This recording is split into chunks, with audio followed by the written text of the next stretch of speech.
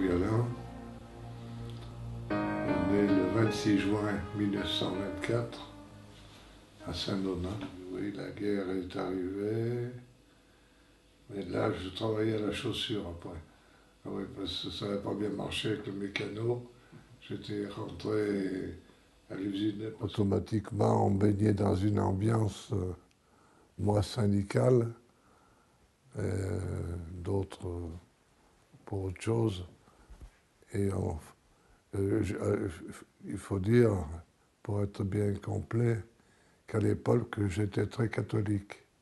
L'appel de Pétain qui dit qu'on a perdu, etc., ça m'avait retourné.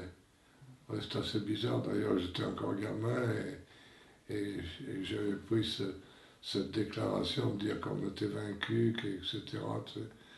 Je ne sais pas si je ne me rappelle plus ce qu'il y avait exactement, mais enfin, l'esprit général, c'était de dire qu'on était vaincu, qu'on était foutu, quoi.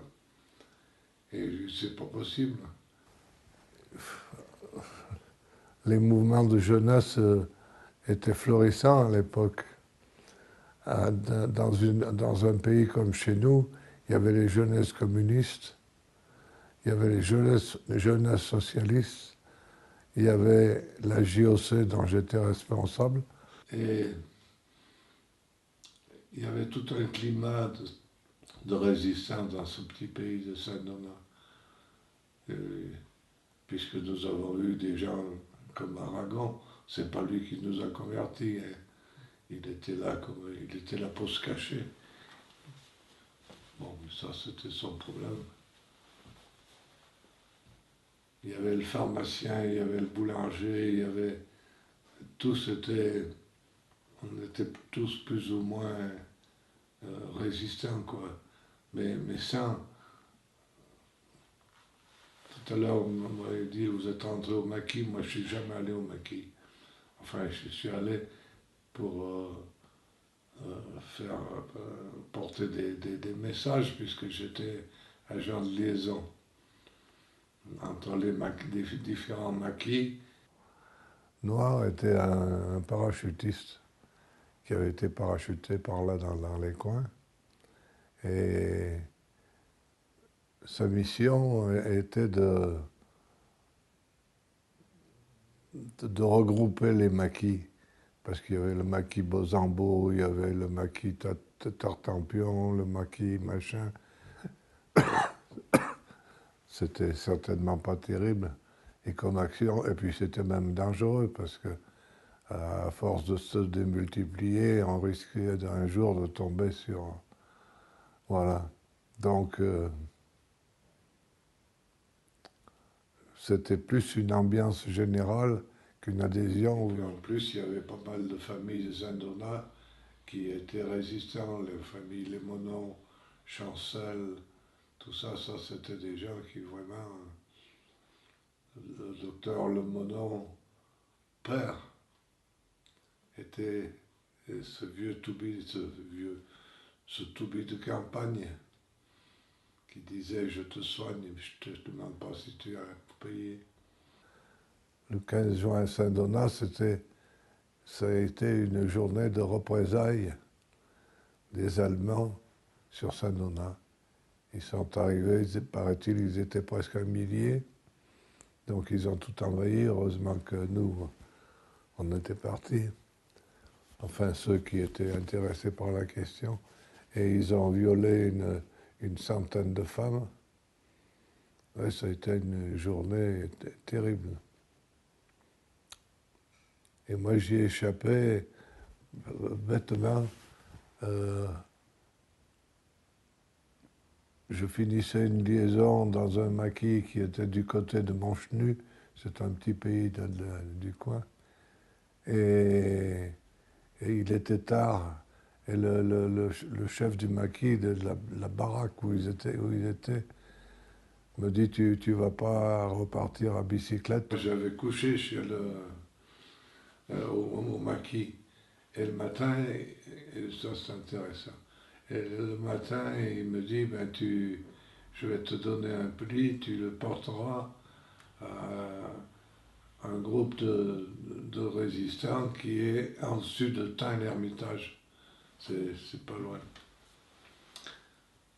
Bon, on est parti à 4 parce qu'il fait mes copains avaient autre chose à faire.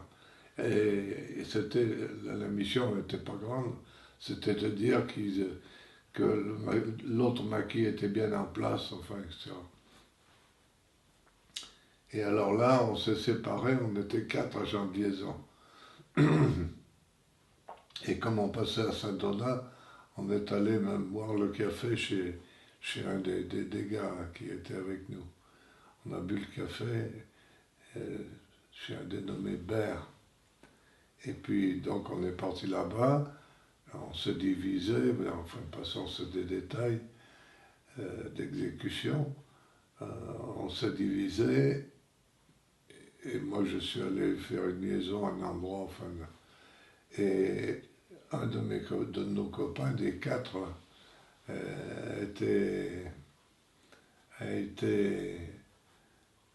m'a dit, parce que je l'ai commandé un petit peu, rien du tout.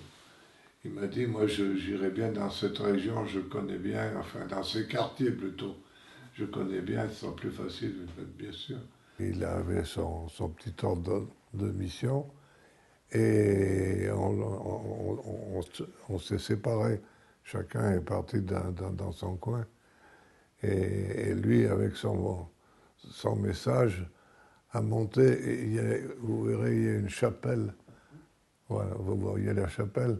Donc, lui, il devait aller vers la chapelle. Il y avait un détachement de Beaux-en-Beau. Beaux-en-Beau, c'était un maquis aussi, ça. C'est une équipe de maquisards, quoi. Et lui, donc, il me dit, moi, je vais les rejoindre. Je dis, ben, va les rejoindre. Et en allant les rejoindre, il s'est fait prendre par les Allemands. Il a cru que c'était des maquisards qui se cachaient derrière les vignes, tu vois. Et il les a appelés, tu parles. Bon, donc il a été fait prisonnier, ils l'ont mené à Hérôme.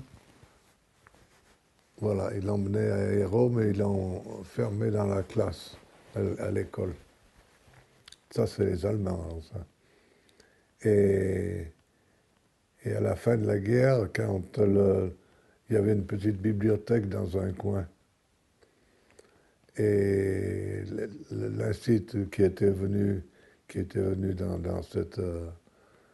dans cette école nommé, quand il enlevait de temps en temps un bouquin, et sur la première page, il y avait écrit « Lisez la mare au diable ». Pour une connerie qui est écrit là-dessus, enfin bon. La première fois, c'était là, la deuxième fois, c'était un talent, puis la troisième fois, il a cherché la mare au diable. Et ils ont trouvé une lettre, je dis que elle représente totalement la résistance, formidable. Où il écrivait à ses parents, je serai sans doute fusillé, mais sachez que j'ai toujours fait ce que j'ai pu, enfin, etc., quoi. Une lettre formidable. C'est la lettre de Georges Bert. Voilà, il y a une rue quand même, Georges Bert, à Saint-Donat. C'est pour ça que je vous disais, le souvenir le plus terrible, c'est le 15 juin, ça, il n'y a pas longtemps d'autre. On n'y est pour rien, d'ailleurs. On n'y est pour rien, mais enfin, ça a été la journée la plus terrible. Je ne sais pas si vous le remarquez, mais hélas, il me semble que nos jeunes de 18-20 ans actuellement, ils n'ont pas la foi à quelque chose, quoi. Moins que nous, peut-être à l'époque. Une vie s'est vite passée. Ça aussi, c'est une réflexion.